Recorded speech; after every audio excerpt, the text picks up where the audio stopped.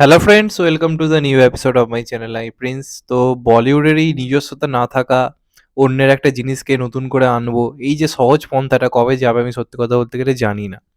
তখন একটা আপডেট পেলাম, তো মনে হলো এটা নিয়ে কথা বলা খুব দরকার, এবং হতে পারে হয়তো এটা অনেকে শুনে হয়তো খুশি হতে পারে, যেমন গদার টুর সময় অনেকেই খুব খুশি হয়েছিল। আমিও যে খুশি হইনি তা না, কিন্তু সিনেমাটা তারপর কি হয়েছে সেটা আমরা সবাই জানি। পার্ট ওয়ানের ধারে কাছে যেতে পারিনি, তো লোকে পার্ট ওয়ানটাকে কিন্তু মনে রেখেছে, পার্ট টু এ কিন্তু মনে রাখেনি। তো শুধুমাত্র এগুলোই ব্যবসা বা সবকিছুর জন্যই বানানো হয়ে থাকে, লোকের আবেগ নিয়ে ভাবনা চিন্তা, যে এগুলো একটা নস্টালজিয়া আছে চলো বানিয়ে দিই। এই বাংলাদেশ দশম অবতারের ক্ষেত্রেও সেম কথা বলেছিলাম, যে নতুনত্ব কিছু না এনে এরকম করে জোরদার একটা কি কপি ইউনিভার্স ফপি ইউনিভার্স না করে সৃজিত মুখার্জি নিজস্ব কিছু আনতে পারতো, কিন্তু আনা হলো না। এই নস্টালজিয়া নস্টালজিয়া করে এই বলিউড আর বাংলা দুই জায়গাতেই এই জিনিসটা দেখতে পাই। কেউ সাউথ কিন্তু অতটা দেখবেন নস্টালজিয়া নস্টালজিয়া পড়ে থাকে না তারা। এই যে মালায়ালাম ইন্ডাস্ট্রি কোথায় নিজেদেরকে নিয়ে গেছে, কি কি লেভেলের বক্স অফিস আনছে, নাম করা ছেলে মেয়ে নেই অথচ সিনেমা 100-150 কোটি কালেকশন করছে। প্রেমালু, মেনজামুল বয়েস, তারপর ধরুন এই ব্রহ্মযুগম, কি কালেকশন করছে, কারণ কি নিজস্ব একটা কন্টেন্ট নিয়ে এসছে। ওখানকার অডিয়েন্স জানে যে আমাদের কন্টেন্ট মানে এখন অন্য লেভেলের হবে। আর বলিউড ফলিউড যাই করুক বক্স অফিস দিকে যাকে দিন না কেন, সেই নিজস্বতাটা আস্তে আস্তে কিন্তু কমে যাচ্ছে। তো এখন একটা বড় আপডেট সামনে এসছে, সেটা হচ্ছে এটাই, ইন্ডিয়ান বলে যে সিনেমাটা এসেছিল 90s-এর দশকে, এবং ওটা ডাইরেক্ট করেছিল শঙ্কর। শঙ্করের সঙ্গে কারোর তুলনা হতে পারে না। এস এস রাজামৌলি তো আজ পরিচিতি পেয়েছে আফটার বাহুবলী। তার অনেক আগে থেকে প্যান ইন্ডিয়া লেভেলে যে ডাইরেক্টরের সিনেমা মানে লোকে পাগলের মতো সিনেমা দেখতো, সেটা হচ্ছে শঙ্কর। অপরিচিত, আই, রোবট, তারপর ধরুন শিবাজি দা বস, সবই তো শঙ্করের। এবং তারা অনেক আগে নায়ক ফ্যাক যে সিনেমাগুলো করেছে, তারপর প্রভু আমাদের একে নিয়ে প্রভুদেবাকে নিয়ে একটা সিনেমা করেছিল, আমার নামটা ঠিক এই মুহূর্তে মনে পড়ছে না, যেটাতে হিট হিট গানগুলো ছিল। তো সেই সিনেমাটাও কিন্তু এনারই ডাইরেকশন। তো শঙ্করের ডাইরেকশন নিয়ে কোনো তুলনা হতে পারে না, শঙ্করের কাজ একমাত্র শঙ্করই বানাতে পারে। যে কারণে দেখবেন শঙ্করের সিনেমার রিমেক আপনি খুব একটা দেখতে পাবেন, শঙ্কর নিজে যতক্ষণ না রিমেক করছে কারো রিমেক করার সাহস হয়নি, কারণ শঙ্করের ভিজনই অন্যরকম। তো যখন নায়ক হয়, নায়ক কিন্তু একটা মানে অরিজিনালি কিন্তু একটা তামিল সিনেমা, যেটাতে মনীষা কৈরালা ছিল, রঘুবরন ছিল, অর্জুন ছিল, সেটা ডাইরেক্ট করেছিল শঙ্কর। সেটাকে তারপর হিন্দিতে অনিল কাপুরকে নিয়ে করা, যেটাও দারুণ ছিল, যেহেতু শঙ্কর নিজে বানিয়েছিল। দেখবেন সাউথের ডাইরেক্টররা যখন নিজে রিমেক করে আনে না, সেটা লেভেলই অন্যরকম হয়। গজনি, এয়ার মার্গাদাস নিজে বানিয়েছিল, হলিডে এয়ার মার্গাদাস নিজে বানিয়েছিল, তো সেইগুলোর তুলনা হয় না। তো শঙ্কর যখন নায়কটা নিজে বানালো, সেটা একটা অন্য লেভেল ছিল, এবং অনিল কাপুর জাস্ট ফাটিয়ে দিয়েছিল। অমরেশ পুরীকে নিয়ে কোনো কথা হবে না, প্রত্যেকে ভালো কাজ করেছিল। এবং এখনো যখন টিভিতে সিনেমাটাতে ওঠা যায় না, পলিটিশিয়ানদের জাস্ট ধুয়ে রেখে দিয়েছিল সিনেমাটা, অনেক সত্যতা দেখেছিল। এখনকার দিনে কারো সাহস হবে না এরকম সিনেমা বানানোর, তো ওই লেভেলের কাজ ছিল।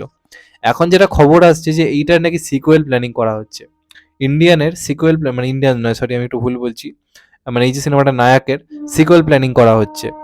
তো এবার এটাকে বেসিক্যালি আনছে হচ্ছে সিদ্ধার্থ আনন্দ বেসিক্যালি এই সিনেমাটার কো প্রডিউসার হিসেবে কাজ করবে, এবং এটা ডাইরেক্ট করবে হচ্ছে মিলন লুথারিয়া, যে once upon A time in Mumbai, তারপর ট্যাক্সি নাম্বার 9211, বাদশাহ, এই সিনেমাগুলো যিনি বানিয়েছেন মিলন লুথারিয়া, তিনি এই কাজটার সঙ্গে যুক্ত থাকবেন এমনটাই খবর আসছে। তো সত্যি কথা তাহলে দরকারটা কি ভাই, মানে এইভাবে জোর করে সিকুয়েল বানিয়ে বানিয়ে বানিয়ে বানিয়ে না একটা একঘেয়েমি চলে আসছে এবার সত্যি কথা বলতে গেলে। কারণ কোনো দরকার নেই, এগুলো তো কাল্ট ক্লাসিক হয়ে গেছে, ঠিক আছে, একবার দেখেছি বারবার টিভিতে হয় দেখছি, ঠিক আছে, সেটাকে নতুন করে আনার ক্ষেত্রে এই ব্যবসায়িক মাথা খাটানোটা সবাইদের কি দরকার আমি সত্যি কথা বলতে বুঝতে পারি না। আমার সত্যি ভালো লাগছে না সত্যি কথা বলতে গেলে এই একঘেয়ে। এটা এটা আমি গ্যারেন্টি দিচ্ছি সিনেমাটার 12টা বাজাবে, কারণ শঙ্কর তো ডাইরেক্ট করছে না। শঙ্কর ডাইরেক্ট করলেই মানতাম ঠিক আছে, মেনে নেওয়া যায় যে হ্যাঁ শঙ্কর করছে। তো এটা যারা ডাইরেক্ট করছে কখনোই সাউথের লেভেল ম্যাচ করতে পারবে না। আজকে দেখুন এই যে আলা ভাইকুণ্ঠ পুরমূল্যের যে রিমেকটা হলো শেহজাদা, তো এখানে যে ডাইরেক্ট করেছিল সে কি পারলো ওই লেভেলটা ম্যাচ করতে? করা পসিবল না, ওটা অন্যভাবে বানানো, ওদের ভিশনই আলাদা। তো যারা এখন ভাবছে এস এস রাজামৌলি, শঙ্কর এদের কাজগুলোর সিকুয়েল বানিয়ে চলো, টাকা কামাবো, নস্টালজিয়া কাটাবো, এইভাবে হয় না। আলটিমেটলি কন্টেন্টটা ভালো হতে হবে। হ্যাঁ, এটাও ঠিক কথা যে সিনেমাগুলো বক্স অফিসে চলেও যায়। সবথেকে বড় উদাহরণ হচ্ছে গদর 2। তো সেই হিসেবে ঠিক আছে, ব্যবসার দিক থেকে ভাবনা চিন্তায় ভুল নেই। কিন্তু দর্শক হিসেবে সত্যি কথা বলতে হতাশ হচ্ছি।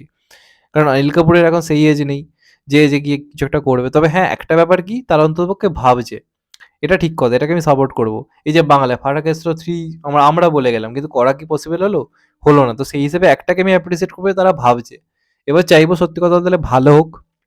কারণ ভালো হওয়াটা সবার আগে খুব দরকার রয়েছে। একজন দর্শক হিসেবে যেহেতু নায়ক দেখে বড় হয়েছি, তো যখন নায়ক 2 দেখবো যেন সেই জিনিসটা ম্যাচ করতে পারি। সেই ভাবনাটা কিন্তু মাথার মধ্যে থাকবে। তো দেখা যাক কেমন হয়। মিলান লুথারি এমনিতে তো খারাপ ডাইরেক্টর নয়, এবং যেহেতু সিদ্ধান্ত আনন্দ এই কাজটার সঙ্গে যুক্ত রয়েছে, একটা আশা রয়েছে।